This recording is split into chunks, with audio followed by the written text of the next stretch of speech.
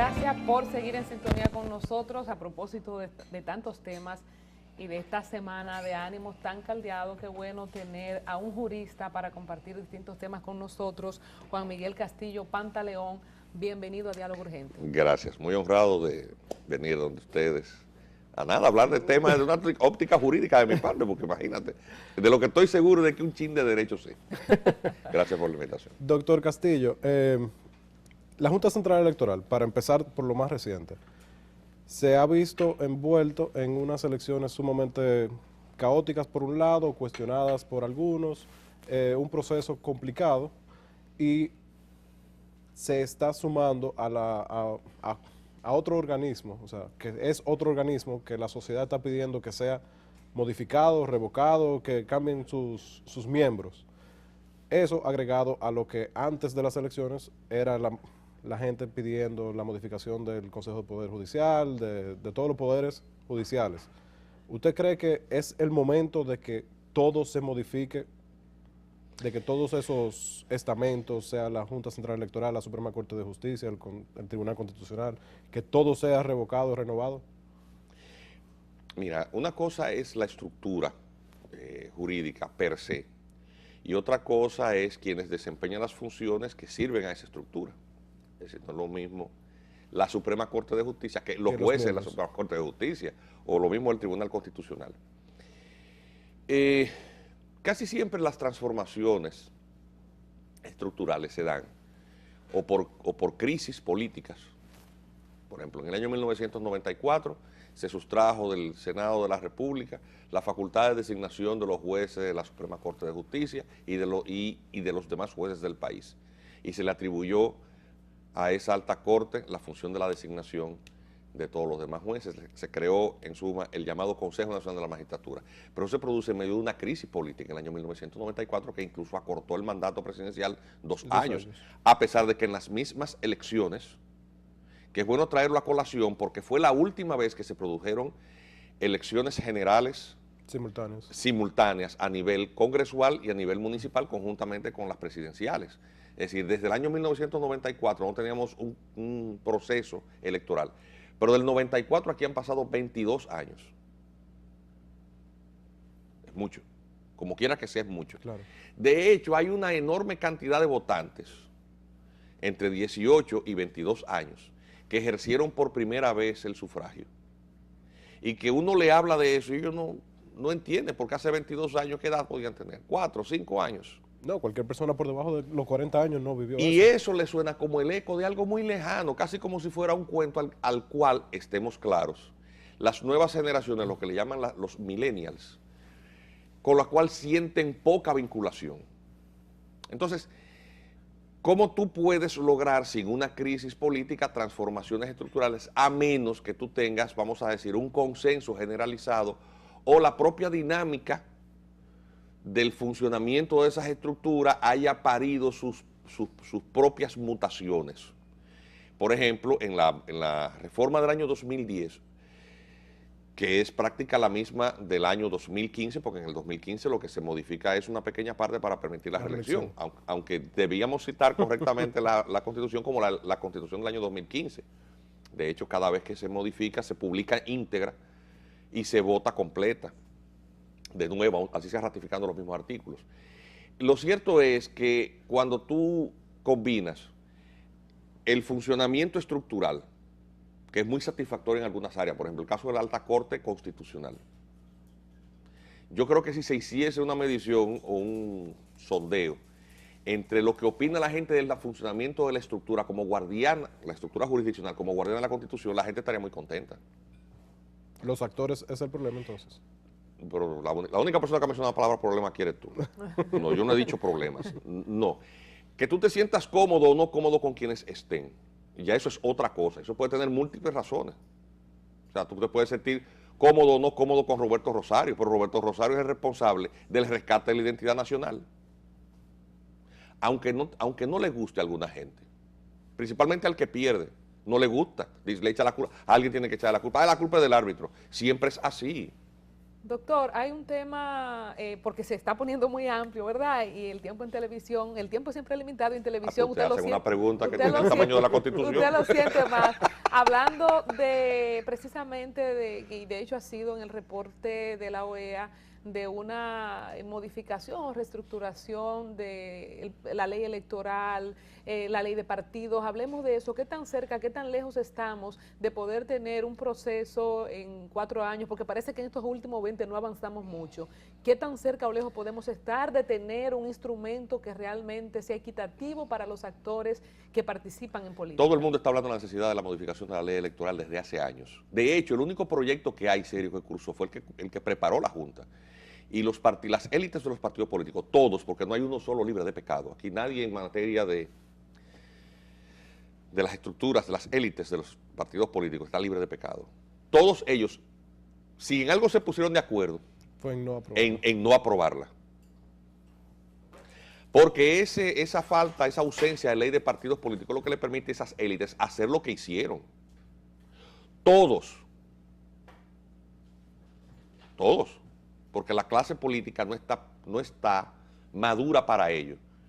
Obviamente eso va el modelo que es infuncional, que es insostenible, porque tú no puedes sostener la posibilidad real de acceder al poder como partido político sobre la base clientelar. ¿Por qué? Porque el Estado Dominicano es una No vaca lo va a que ya soportar. llega un momento en que no da más leche. Claro.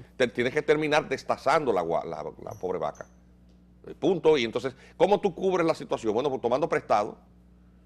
¿Sabes a cuánto monta la deuda externa? Al 48.5% del PIB. ¿Por qué? Porque el modelo es insostenible. ¿Eso ha pasado en otros países? Sí, en Grecia, por ejemplo, por un caso de los europeos. Drástico, es Pero Y sí, termina colapsando. O sea, ¿cuánto tiempo le queda a este modelo? Sí. El suficiente que la dinámica económica permite. Esto es un país que genera mucha riqueza. ¿Qué tan Es una cerca potencia estamos? económica en materia turística, en Doctor. muchísimas áreas, tiene autosuficiencia alimentaria y el país hace que eso sea lento, se extienda. Pero ¿qué tan cerca estamos de ver una modificación en este sentido? La misma ley de partidos, ¿será que estos actores ahora en este proceso podrían sincerarse? Son prácticamente Son los mismos Son actores. los mismos actores, por Dios. Pero Todo ustedes el no mundo. vieron los problemas que tuvo Luis Abinader. La gente descontenta de Luis Abinader porque le quitaron o le pusieron. Y cuando se hicieron las alianzas, lo que hicieron, ¿cómo se eligieron los candidatos a diputados y a senadores? Porque esa rebatiña que nosotros estamos viendo ahora de gente que dice que ganó o que le perdió por fraude, es la misma rebatiña que tenían a lo interno de sus partidos. ¿Ustedes se recuerdan lo que pasó en Santo Domingo Este al fallecimiento de Juan de los Santos en el partido gobernante? 14 aspirantes. Era bofetada que ellos estaban decidiendo.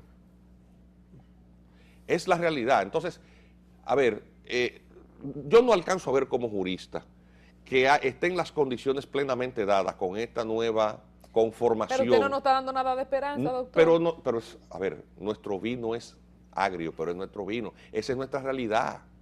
Aquí hubo gente votando por 500 pesos. Acá Eso no- por eso- 300, doctor. Eso no llega ni a $15. Cuando yo iba saliendo de la casilla de votación, donde voté con mi señora esposa, ahí estaban un poquito más caros, estaban a $1,000. Ahí mismo, en el estacionamiento del Colegio La Salle. ¿Cómo evalúa? No me lo contó nadie, o sea, pasó al lado mío. el sistema político dominicano obviamente no va a aguantar mucho esto y la población dominicana lo aguantará menos todavía porque el La gente costo... está acostumbrada a eso, dejémonos de cosas. Sí, la República Dominicana es un país con muchas virtudes. El dominicano tiene virtudes extraordinarias, pero también tiene defectos. Los seres humanos tenemos una mezcla de cosas. Aguantamos mucho. La gente vota por eso. Es que ¿por qué votamos los dominicanos? Por eso, El costo de los partidos políticos, altísimo, pero la gente lo paga. Y esos partidos pequeños que sacaron esa pírrica votación, ¿siguen pululando en el sistema? Porque obedecen al mismo esquema con el agravante de que luego de ¿cuántos años de democracia? Tenemos desde el año 66 celebrando elecciones regulares. 50 años. O sea, nosotros tenemos 50 años, medio siglo, eso es mucho. Y el dominicano promedio le ha tomado interés al tema. Es decir, se ha envilecido. No es una opinión, es una realidad. Es decir, aquí hay muchísima gente que le encanta venir a pontificar a la televisión y hablar de esto y lo otro, pero cuando tú averiguas tiene un hijo cobrando o la mujer cobrando. Cobrando. En el Estado, no es porque eso es trabajando, así. cobrando. Eso es así. Y te voy a decir una cuestión, para llevar una vida consona con ese discurso, es una vida de sacrificio. Yo como abogado, una vez le serví al Estado, pero yo no tengo en mi ejercicio profesional una sola iguala del gobierno, de ninguno. Y cada vez que vienen las épocas electorales, nadie me ve en la televisión. ¿Qué significa eso como profesional? Un sacrificio. No es un sacrificio, es vivir de acuerdo a lo que usted dice. A lo que cree. Usted no puede ser opositor al gobierno y haber estado vinculado al gobierno, porque la gente entonces lo ve, O por la izquierda tener o por la izquierda tener un claro. contrato. ¿Cuántos dirigentes políticos de oposición no tienen? Eso lo sabe el país, porque la única manera que hay de que no se sepa es no haciéndolo. Doctor, a mí me gustaría en Eso es particular así. conocer su pensamiento respecto a esta votación hasta ahora.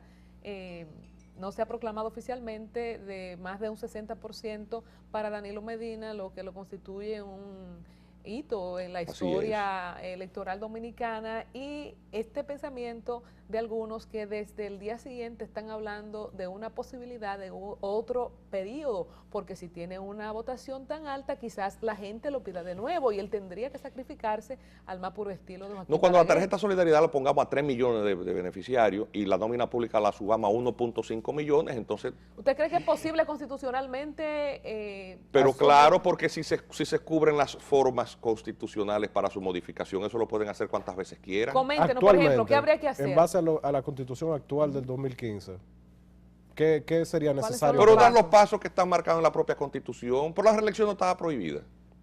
O sea, Se modificó yo la lo que Constitución. quiero decir es, no quiero parecer cínico, pero esas son El que quiere puede. las estructuras que son diseñadas por los cuerpos políticos de poder. Es decir, el sistema funciona así. Y el dominicano se queja muchísimo, pero lo cierto es que se siente al mismo tiempo simultáneamente cómodo con eso. Es decir, la gente se queja, bueno, de que la gasolina no refleja el precio del combustible, el precio de la reducción de los hidrocarburos del mercado internacional. Sí, pero este modelo, que es insostenible, o sea, el tema, por ejemplo, de la recaudación fiscal está sustentado sobre el consumo fundamentalmente. Es decir, la riqueza es lo que menos paga impuestos. Un modelo totalmente injusto. Pero la gente se siente cómoda con eso porque con sus 500 pesos y su picapollo, ese mismo pobre que es el que paga las mayores consecuencias de ese modelo de inequidad, que fomenta la inequidad, se siente feliz y sale a celebrar detrás de una guagua con música y un reggaetón que le ponen. Esa es la realidad.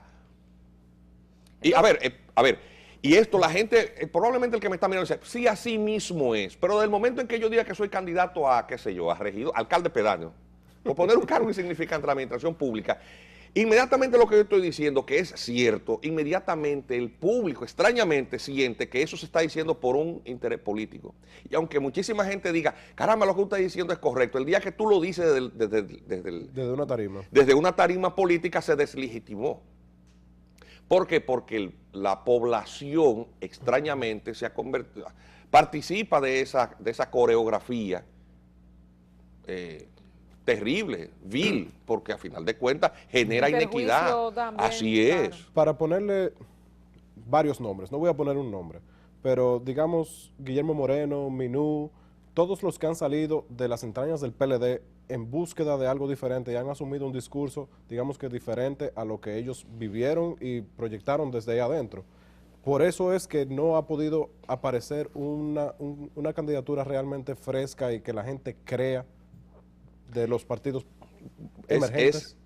Lo que ha ocurrido en términos de resultados, aún siendo estos no definitivos aún, es una confirmación de esta hipótesis, de este análisis que estamos haciendo, ¿verdad? Es decir, es un sistema clientelar. Tú tienes que vencer al Estado como oposición. Por ejemplo, el segundo candidato, con respecto a ese modelo clientelar, ¿qué decía? Que iba a eliminar la tarjeta Solidaridad. No, que le iba a ampliar. Y que incluso iba a subir el monto, es decir, de 1,5 millones de beneficiarios íbamos a tener ¿cuánto? 2 millones. Yo quisiera saber de dónde iba a salir ese dinero.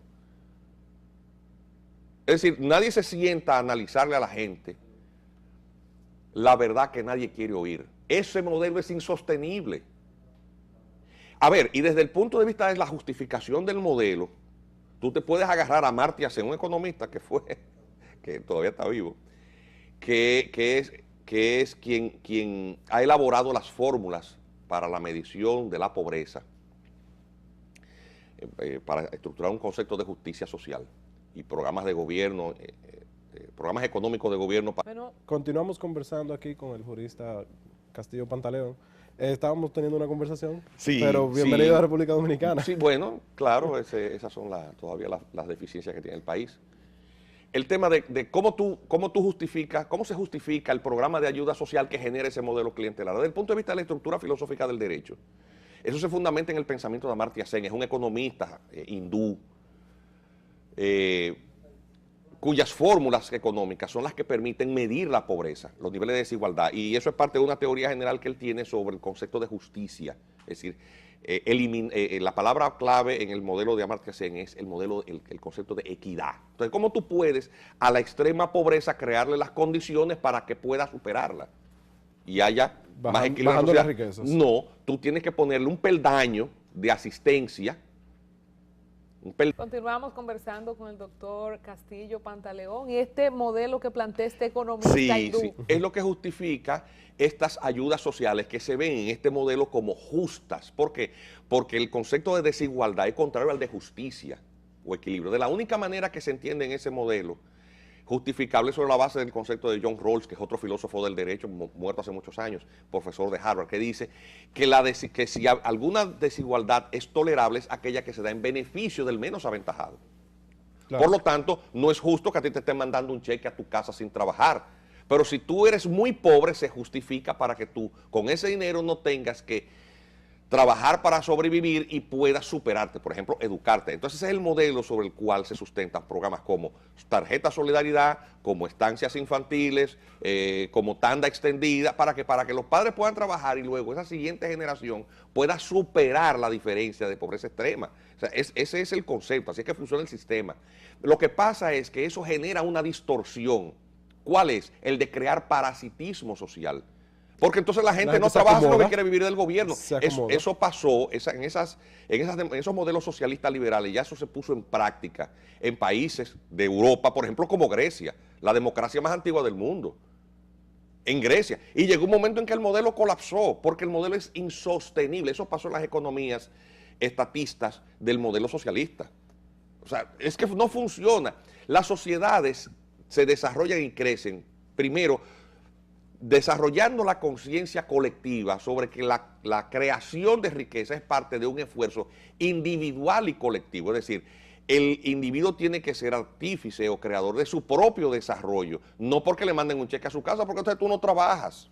Doctor, todo este modelo, como bien usted ha citado y en la historia, no se lo ha inventado el PLD ni Danilo. De hecho, quien primero introduce el tema de solidaridad en el nombre que fuese en su momento es el gobierno de Hipólito Mejía. ¿Cómo usted, desde la perspectiva también como un estudioso social, no solamente desde la perspectiva de un jurista, puede dimensionar o comentar el alto porcentaje de popularidad que mantuvo Danilo Medina en su gobierno, que obtuvo virtualmente también en estas elecciones? ¿Es parte de la ampliación de estos programas o hay algo particular en su estilo de liderazgo que pueda justificar este alto porcentaje? Es lo segundo. Es decir,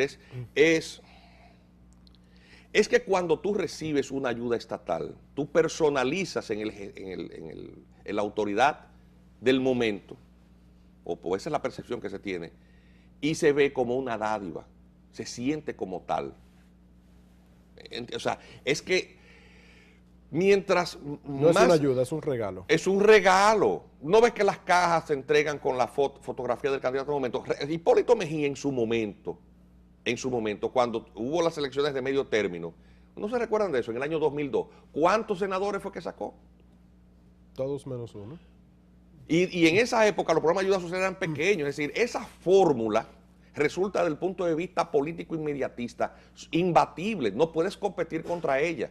Entonces, esto implicaría que el partido que controla el presupuesto nacional tiene la mayor posibilidad. Pero entonces nunca saldría, estamos hablando, tal y como dijo Leonel Fernández, que vamos a tener al PLD en el poder hasta el 44. No, eso va... O sea, si ese partido de gobierno siempre va a manejar ese presupuesto y esto implica directamente la preferencia en el voto, ¿cuándo va a haber un cambio? Cuando el sistema colapse. Pero eso es nada esperanzador. O sea, vamos a No tener el PLD esperanzador, hasta no que está pasando en colapse. Venezuela, está pasando en Venezuela. Está pasando en Venezuela. El modelo bolivariano es asistencialista. Obviamente sustentado sobre una realidad especialísima de ese país que es dueño de las mayores reservas petrolíferas del continente. Es decir, Venezuela está sobre un mar de petróleo. Al desplomarse los precios de los hidrocarburos, un país que descansa la funcionalidad de su economía, no produce otra cosa. Ni habichuelas, cambiaban habichuelas por petróleo con República Dominicana. No recordamos el acuerdo de Petrobras-Caribe. Sí. O sea, llegó un momento en que es insostenible. Y un país como este que está dejando... Cuando los precios de los hidrocarburos se han desplomado, su economía que está sustentada sobre eso, pues sencillamente colapsa. El modelo colapsa. En el caso de República Dominicana, pongo esos ejemplos, aunque no se parecen en nada a República Dominicana, porque República Dominicana, extrañamente, al mismo tiempo tiene una economía sumamente dinámica. Es decir, el modelo se prolongará más en la medida en que la salud de la economía o el vigor de nuestra economía, aún con todos esos problemas, continúa siendo el sistema funcional. Vuelvo y te repito, tú tienes caso del endeudamiento, el 48.5% del PIB lo representa, o sea, tendría que utilizarse para cubrir la deuda externa. Eso es muchísimo, sí, pero República Dominicana recibió 5.800.000 turistas el año pasado. ¿Cuál otro país del área tiene más kilómetros de carretera? Porque ese modelo también genera la creación de una infraestructura. Que los contratos están sobrevaluados, sí, pero eso está ahí. Entonces, eso hace que la producción del campo se diversifique. República Dominicana tiene autosuficiencia alimentaria. Es decir, lo que nosotros comemos lo producimos. Es verdad que tenemos mucha importación, pero la cercanía de otros mercados también nos ha permitido diversificar en muchísimas áreas. Esa es la realidad. Aquí se están, señores, vendiendo fresas para exportación. En el Caribe, fresas, una fruta propia de países fríos. Somos un país bendecido y hemos abusado de eso. Se está robando desde Colón. Colón llegó a robar y no se acaba todavía. Sí, aquí se están riendo en el estudio. Pero es verdad. Doctor, Y usted sabe que es lo terrible, que muchísima gente lo que quiere es que le nombren un tío ministro. O ser amigo de uno. ahí vamos a llegar. Sí.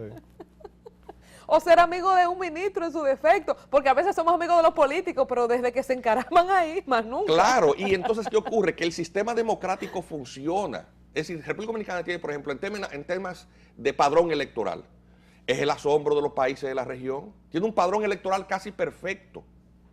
Eso significa que la dinámica de activismo político requiere ubicar al votante y pastorearlo hacia la mesa de votación el día de las elecciones y estar ahí cuidando ese voto. ¿Sabe lo que requiere en términos de recursos humanos y materiales eso para tú poder competir con el gobierno en términos reales? El dinero, óyeme, el dinero de chanflán. Roberto Rosario ha dicho que aproximadamente 400 millones de pesos nada más en logística del día de las elecciones. Entonces, ¿qué significa eso para los partidos pequeños? Eso mismo Imposible. que hemos visto. Es imposible.